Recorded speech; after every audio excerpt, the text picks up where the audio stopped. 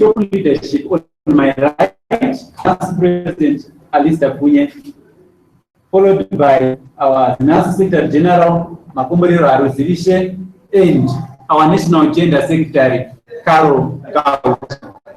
Zimbabwe is being faced with corruption, economic state failure, and this is our response to this as ZINASU.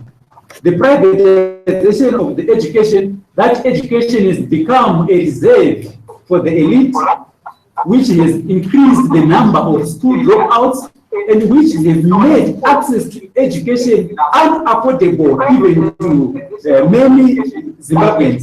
Today, as ZINASU leadership, we are going to respond to the situation which is affecting us. With me here this time to my top leadership to articulate our response to this again. So higher initial education in the government of Zimbabwe are in a mode of official education of duty. We are here students who have faced inflation by both the Minister of Higher Education, Jonathan Moore, and the Chancellor, Robert Kafka. Due to lack of political will and absolute failure to contribute their constitutional, we have been left exposed to privatization of education. And this has led to the high tuition fees. To give an example, they are countrywide 3,000 students so far have failed to even attempt to pay fees, and others have failed. Others, like if you check at the university, you will find there are certain who are being barred from accessing lectures. They simply right now, but they cannot, whether they simply or not, they cannot attend lectures. Things like accommodation and catering, due to this privatization, institutions are now resorting to the system of double intakes. We will find double intakes, but there are facilities which cannot cater for all those students. So as a result, we're having lecture hours are being reduced, time for lectures. You will find that most classes are clashing in one lecture room, resulting in no learning at all. You also find that in most of residents, for example, the University of Zimbabwe, you find that also residents, they are now flooding urinaries. Why? Because they are now putting in bunk beds in order to accommodate these double intakes, which are influenced mainly by the need to fundraise, which is also now compromising on the quality of education, wealth, and livelihoods of students. So, what we're also facing, we find that the number of students all problems in privatization, students for learning facilities, like even computers, for universities, the ratio is 28 students per one computer. For polytechnics, it's currently sitting at 30 students per one computer. And then we find that all the minister, our Minister of Financial Education, all his glories of his ministry, which are STEM, he is sabotaging them himself. Why? Because how can you claim to be a champion of STEM when you are actually sabotaging the engine of STEM, which is computer science? There are no facilities for that, and so we don't know where we are going and what is really our welfare students. And another thing that is really deafening as students, the issue of corruption. The prevalence of corruption in institutions of financial learning, it's reaching alarming levels. It's now toxic and everything is corrupt basis. We would find, for example, the 8,000, which was reported by Godfrey Kandau, the Deputy Minister of Higher Education, in the midst of which was in the funds. It's not the overwhelming corruption. That stays down even to institutions where the chancellors they buy themselves cars while selecting fees, the achievement of quality education, the ministry. They are continuing even up to they corrupt to deal with incidents, bogus incidents like schools, whereby they dish them out money at the expense of students. It's a rally poll right now. The students have not been receiving their incentive allowances for the past 3 months. Yet, the ministry can afford to award schools a non-student-led organization a surplus of $220,000, and it's something that is now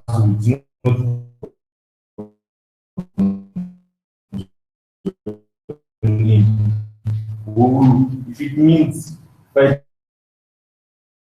the death, it's going to be just that government distributors are only saying that put the positioning of one institutions, and then they use those institutions for just extraction. Their form of patriotism is only limited to brainwashing. It's limited to brainwashing kids through the introduction of what they're doing to kids in high school, in primary school. They are making them to give nothing positive to build their lives.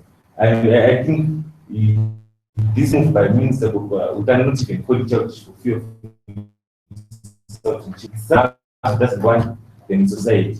It leaves the breeding of the green bomber that we've seen before. And now trying to get them at a lower level, the school kids.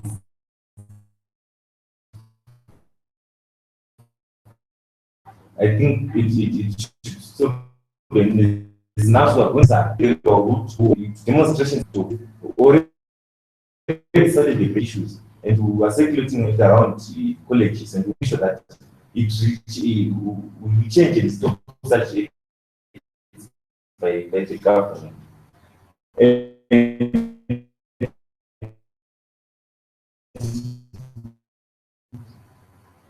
Is not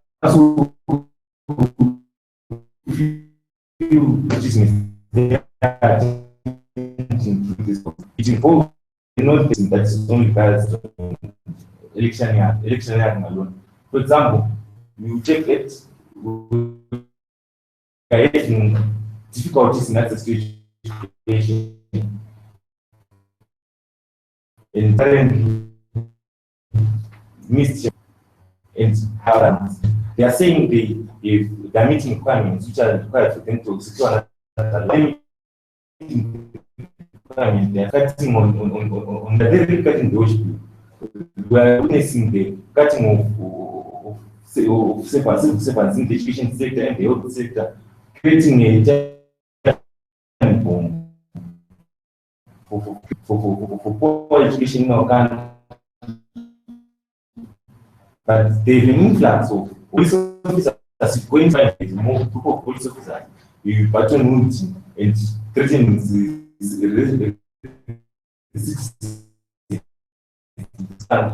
you also they are also in government. All they can do is cut the number of cases, it's goes around the country, and then they say they are meeting the requirements. I think it's now we're going to make sure that this comes to an end. Check. I would try to say the police officers who are in street corner safe to this country than the student teachers. I would say as our more officers say than nurses who are being retrenched. I think we are going to put a stop to that.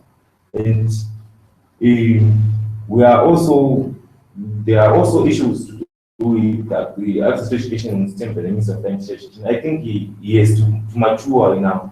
He should stop making headlines for the wrong reasons.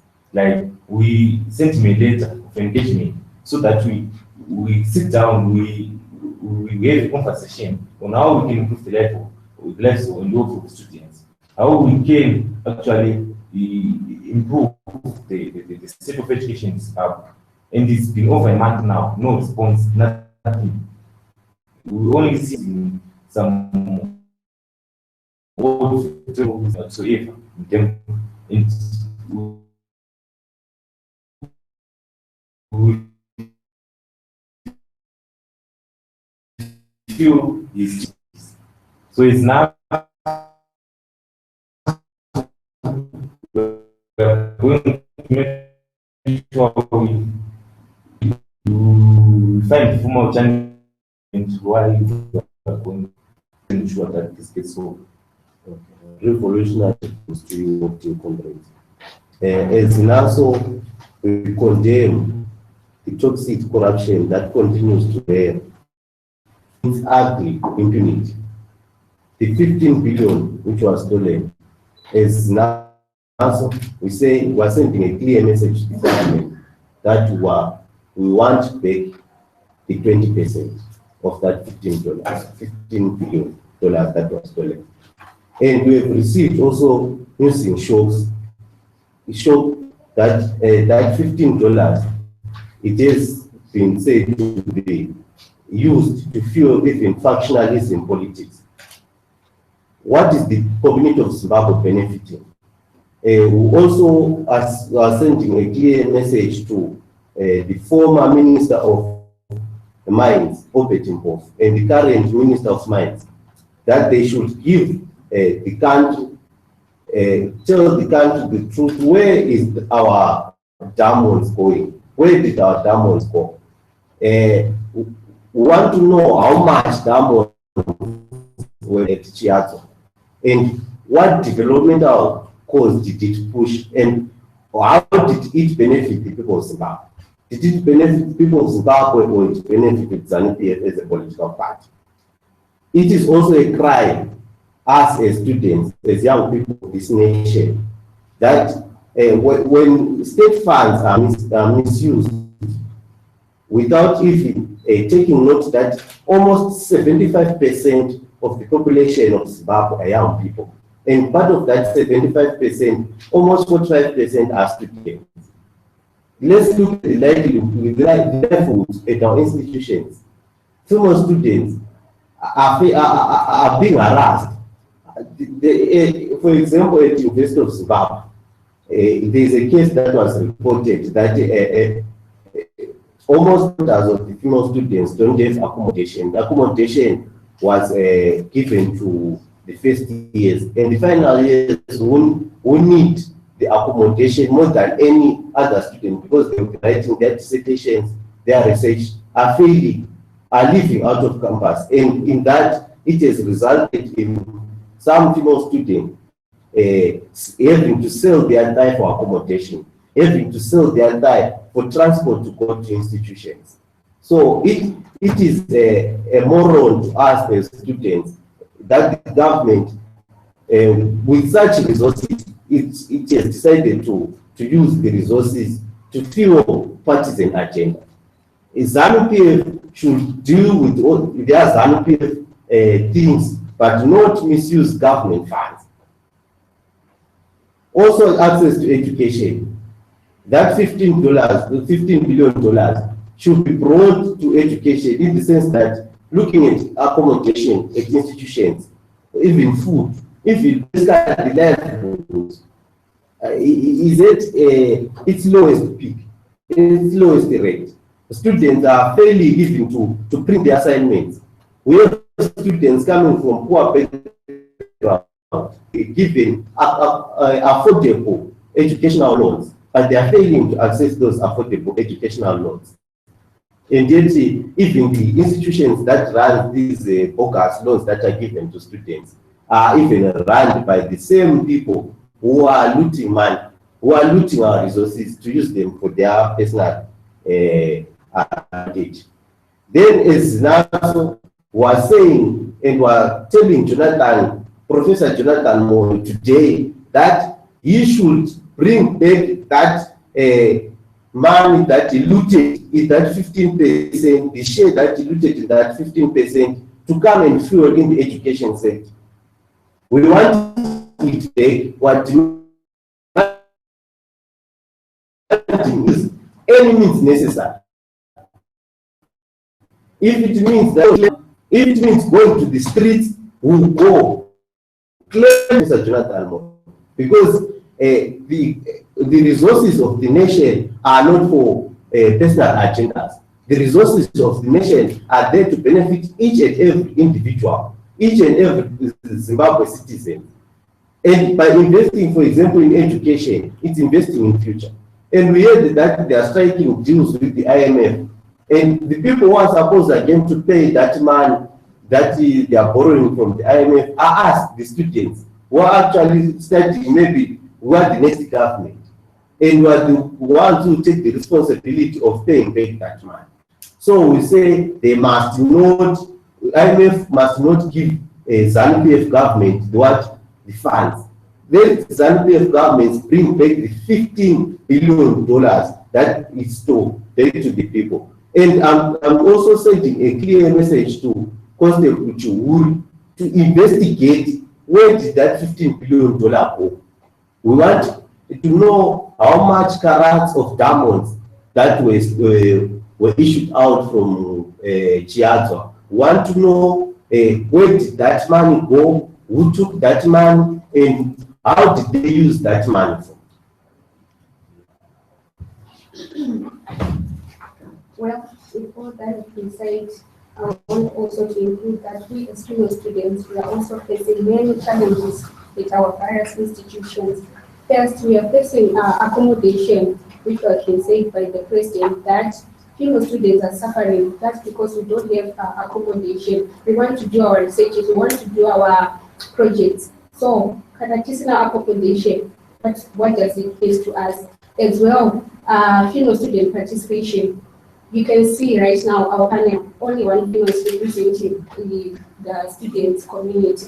What does it mean? We want participation as female students. Also, the 15 billion which was mentioned by the president, where did it go? It shows that our country, our government is not transparent. Corruption is at its peak. Right now, we are hearing news about one lady, Lisa Chambara, who was murdered in Greencroft down there. What is the police doing? Rather, when we have our demonstrations as students, we suffer being beaten by the police, but police is not really doing their duties in the street there.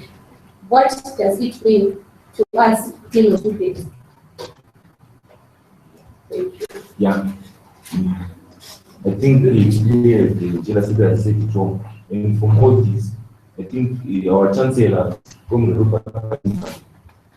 since he is proving to be liability, gross liability, what was future, has presided over the government which has eaten all the fruits of independence, and right now they are eating independence, so they are actually foreign it. We should consider retiring and resigning for the sake of progress of the country. I think for our future, we are now launching a campaign to reclaim our future. We've lost our current with our past, we've squandered it. We are now in a decayed state, a failed state. We need it. And I think we can open the floor to this. To add on to what my top leadership is just iterated on, it is to my understanding that ZINASU needs 27 billion to be implemented. And when the country has lost 15 billion, one can calculate that if that money has been channeled towards implementation of the ZINASU, we would have gone an extra mile. Now, my top leadership is articulated on the issue of the missing 15 billion. They've articulated on the health hazards which are existent in halls of residence in institutions. They've articulated all the decay of the institutions of higher learning, rampant corruption which goes unupdated, amongst many other issues which they reiterated earlier on. We are leaving this time to you, ladies and gentlemen, the House at large. If you have any views, comments, clarity, which you may need to hear from us, we are leaving this time to the question and answer segment. Yes. I understand that you were talking about the missing 15 billion, but my question is, how are you going to demand it? I think you mentioned the issue to do with the petition going to the streets. Is this not maybe historical? Do you have a date or an action plan or something you are doing right now on the ground in response to that 15 billion US dollars which is missing. Thank you. Any other question? Well, we're going to take 3 questions, and then I will leave time for the top leadership to address. After that, I will leave time to take another 3 questions. So, second question from you. Yes, you may go ahead. All right. Yes. Among these ones, we use what did you say about 1 minute and let more than 30 questions? Thank you. Yes. The president was talking about 15% from Mr. Jonathan Moyo. What's the 15% and what's the standard? It's just circumstances behind that percent. All right. I think I will respond to the first one if the president is responding to the second. On what you are going to do, you will get it in a police application for police clearance for demonstration to go to parliament. Right now, we have a petition that you are circulating against financial where students are signing the petition. So after Easter, so when we have applied for the demonstration, and if they are to deny us, if they usually do, we will not seek to come and demonstration. You don't have to march in Nelson Mandela to parliament and for people to demonstrate. We will demonstrate within our institutions across the country. We will have a national day of action whereby as students we will be physically knocking on the doors of the conscience of our chancellor, the vice chancellors, the minister, the other officials who are perpetuating this generation of education in Zimbabwe. So far, I think, apart from that police clearance, we've also engaged the parliament, parliamentary portfolio committees for higher education. So for many students, they've signed the petition. So far, the figures from Mashingo province, they were 3,000 and something. And in Harare, we were able to collect the signature so far. In Ulawa, I heard that it's not alone. They are 1.4 so far. And yeah, so I think we're still able to come up with the final figure. But to decide our own demonstrate in Mandela or Nelson Mandela parliament, if they deny us that clearance, it will not stop us from demonstrating in our various campuses across the country. It will definitely not stop the national jurisdiction. Okay, to react to the question that says, why did we sing out 1 minister out of 20? Basically, we have only 1 minister that affects us as students, which is the Minister of what? Of Higher and Tertiary. It's the one who should give us our money. To give the Minister of what? Of Higher and Tertiary. It's looting the money that is supposed to come and develop and to invest it in what in the education sector. And again, to react on the 20%, I think basically, I say it's called taking your phone outside, but I say 20%.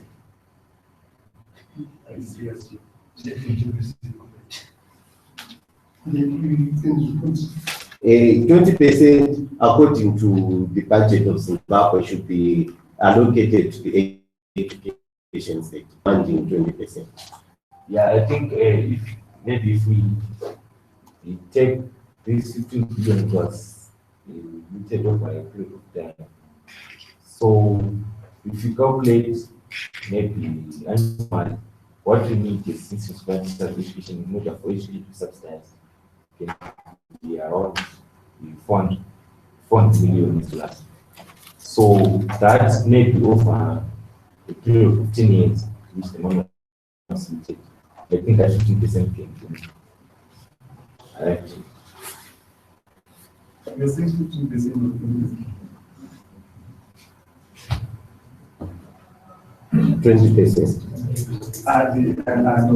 I'm not talking about that. 15. And then the 20 also involves medical issues to do with others. So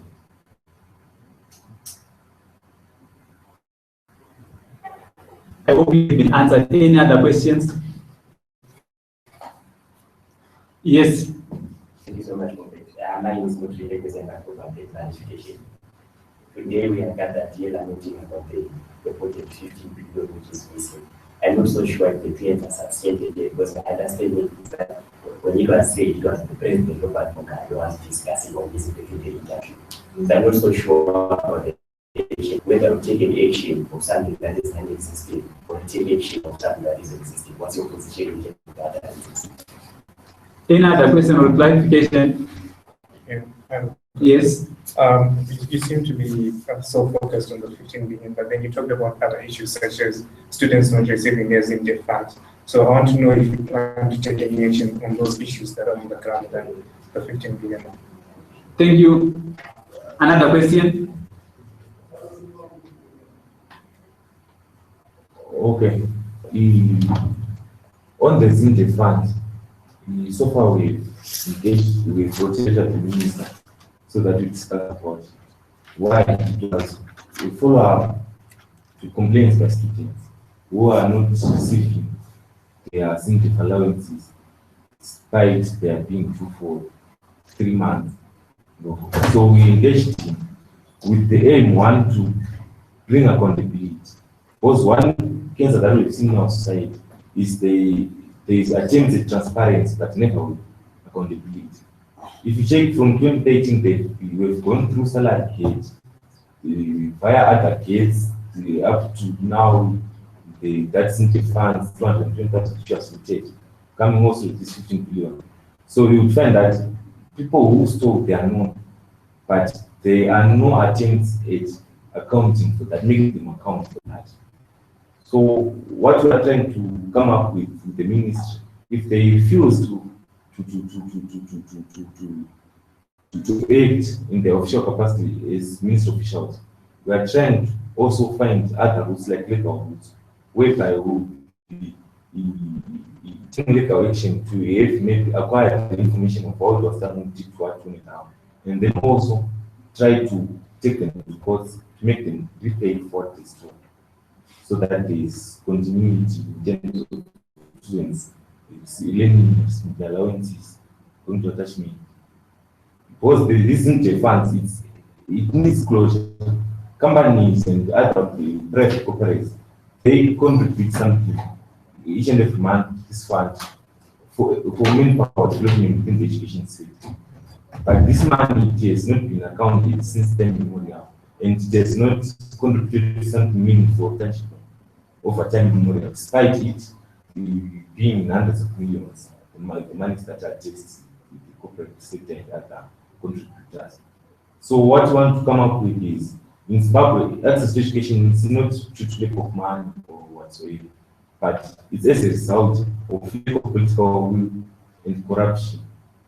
So our thrust is to try and stop corruption, one. Then the second one is also to try and make the authorities see the need to implement the Constitution, Section 75 of the Constitution, right to education, basic education. Yeah, that's what we are generally focused on. Okay, maybe also to return the question to do the 15 billion as a balance by the President Robert Mugabe.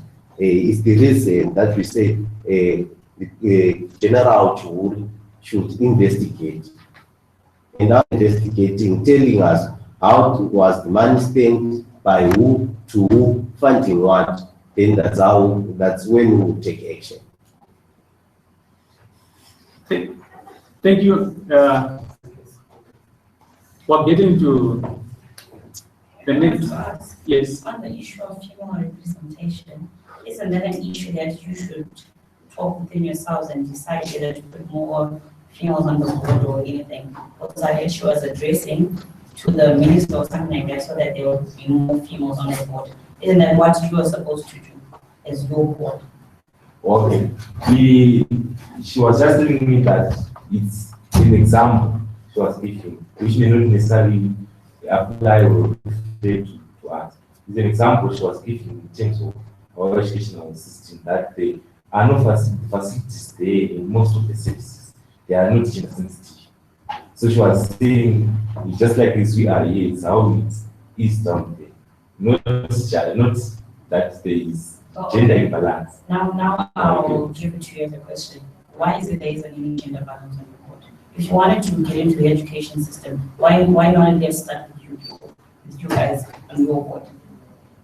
Okay. The gender balance is very much based on with 50% gender representation police, gender police, and it's a school day to day. Most of the females are not there. We manage to sacrifice to come in.